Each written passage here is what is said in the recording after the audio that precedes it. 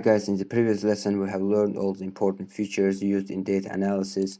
In this lesson we will create a dashboard in Excel, which is also very useful to know if you hold a data analyst job. Usually data is visualized in specific data visualization tools such as Tableau or Power BI, but if you have a small data you could use Excel for this purpose. So let's start with our first lesson. This lesson might have several parts too, and stay tuned and watch all the videos if you want to build it up. So let's start our lesson. This lesson might have several parts, so stay tuned and watch all the videos if you want to build it up. So let's import our data here. File, sample source, txt file. You already know this file. We have worked with this file in the previous lessons. We have cleaned it a bit, but I will put this file in the description below. You will download it from our source data, from our source file link, and here we have delimiters here. If I unclick and click it again, you will see that it will split all these columns here, and if I click next, you could see that it gives you the opportunity to change the formats of each column here, but I will not change them. I will still will not touch them right now. I will click finish, and you can see our data has been imported here. And here make sure that before creating some charts you will go to the options here, and in advanced option go to the display option for this workbook, and make sure that you have selected this all because it will give you the opportunity to work with lots of functionalities here. Here you can see that we have imported data. If I want to resize all these columns, I just select all these columns like this one and click in between them to resize all these columns based on their length. Okay, we have this data here. What I want to do with this data, the first thing I want to do is to create one date column here. Because I don't have it, I will just create it manually for visualizing purpose. It will be interesting when we will work with KPI, when we'll build it and make some calculations. That's why we will create it just manually.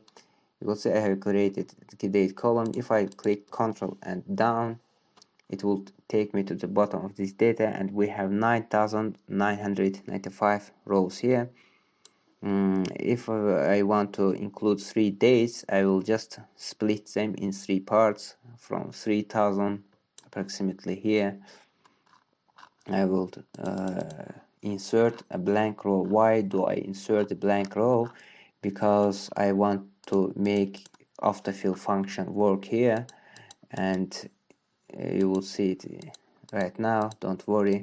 So the first blank row will be here. The second one will be approximately for 6,000 here, inserting it. And if I type in 2020 here, 2020, click OK and select this and make autofill function work, you will see it will bring me up to this blank row that we have created. We already know how to work with how to delete this in the tabular format, but we have just 2 rows here, and I will delete them manually. Delete it, and now after that I will put in 2021, and it will take me up to another blank row here, up to this one, right? Okay, and here I will delete this one too, and now I'll put in 2022 and click on autofill function here, and it will fill up to the bottom of this data here. And now what I haven't completed in the previous lesson is the review and spelling errors here. Let's see if we still have some suggestions to work with or text. Yes, it has suggestion New York, change it. For this one we don't have a suggestion, we will just ignore it for now. Texas, change it. California, we're continuously clicking on this button up to the point that it will give me an alert message here. MacAllen, you could see that we have lots of MacAllen options here. Now, instead of lowercase, it just suggests me to make it uppercase. But if we have lots of cells such as that, we will change them automatically.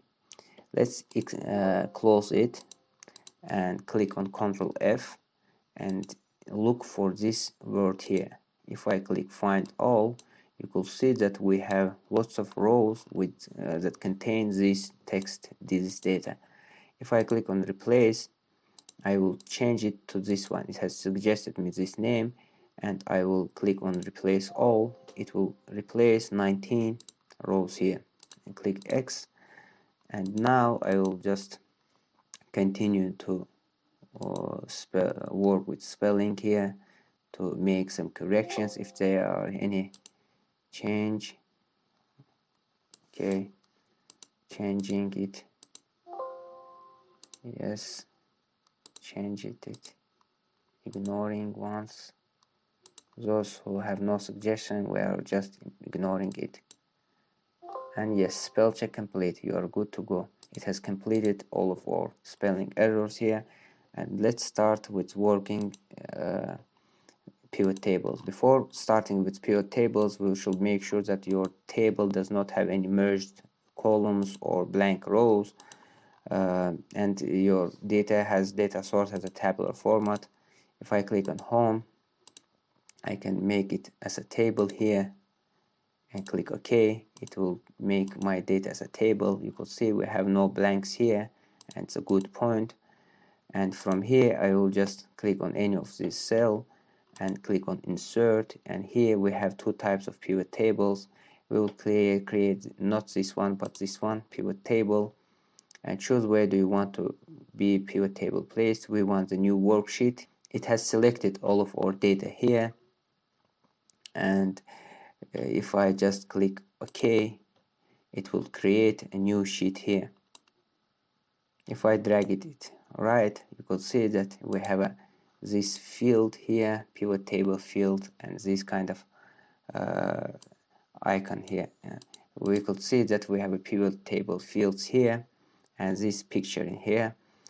First thing that what I want to visualize is the category. Maybe you could see that we have a category here, we have cells here, and I want to visualize this data for 9,000 rows, for 10,000 rows approximately. First, what should I do? I will have to select this category, click on it, and drag it here to rows. The second, cells. I would really need to take this cells option here, click it, and drag it to values here. And when you work with pivot tables, make sure that this filter option is always located in the upper side. And let's just give you the format of it. You can see that this is the filter. Columns are these ones. Let's add we will add it. Don't worry, rows are located here as it is in Excel, and values are its values. We don't want this filter table, we want the sum of cells for category, but we want this based on the region. If we want this sum of cells based on category and the region, we will have to include the region in the columns field here. Region, let's find it here, this one, and if I drag it here, you could see that it has already printed out all the sum of cells for separating for different regions. And you could see we have a problem here. For this cell, we have like a small data. Maybe we have a spelling error and wasn't able to correct it with the help of replace or a review command.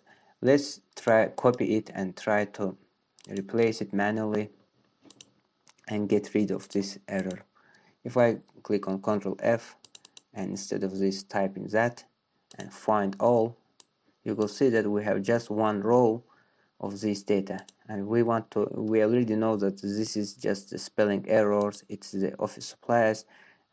Can copy and paste it, or I can just drag it down and it will change the office supplies.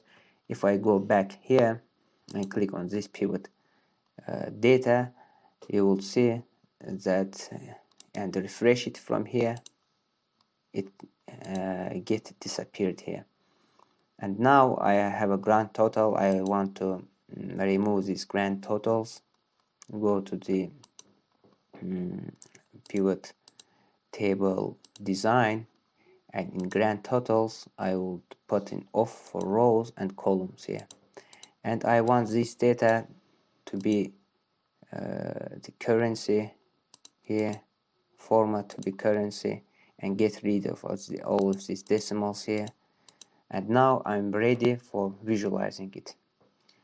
Before visualizing, let's rename the sheet name and type it category, enter. If I click on any cell of this pivot table and click on insert in the recommended chart, I can select any line or any option here. Let's select the bar chart and select any of them.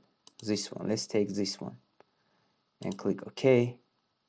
You will see that it has already visualizing or data based on their values. It has 3 categories, and these regions are splitted according to our table.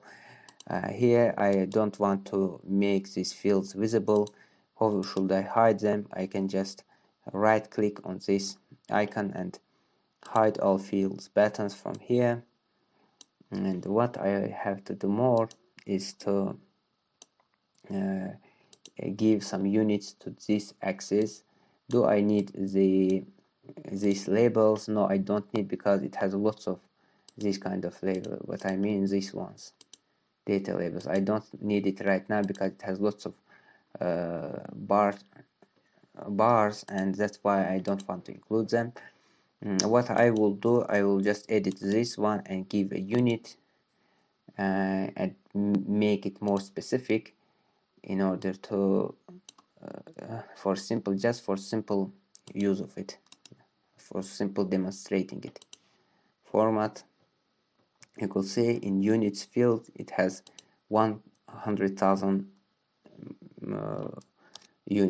units in the measure. Instead of 100, I will change it to 70, and you will see it has split it into 5 parts, and now our data values are more specific. And what I want more, I want to change the background of it. I really like to work with black background, that's why it's up to your choice. Do you want to change it or not? No. What I don't want from here is these lines. I want to get rid of these lines. If I just make sure, if you want to change something from here, you always should click on that and change it, because this field, this window, has lots of functions or options which are related to this chart, and you will get lost if you just try to learn all of this stuff from here. Just click on any of this part of your chart and edit it from here. You can see that it has an option major grid lines here. If I click here, it has format legend. If I click here, it has data series. Here I want these lines to get rid of these lines. I click it, it prints out major grid line options, and here it has 2 icons. This one effects and this one fill. This one is for shadowing and this one is for color. If I click on this icon and click on no line, you will see that it has cleaned all these lines here. Our first chart is already ready, we don't touch it. And now what I want is to create another sheet here. What should I do? I will just in order to duplicate it, I don't want to create the pivot table from scratch as this one. I will just double click it. You know that we have an option of creating it from here to insert by inserting pivot chart, or here pivot table, You could just, from existing worksheet, it gives you the data source, you go to here and you create it, but I don't want to do it right now. I will just I have lots of work made in this sheet, so I will duplicate it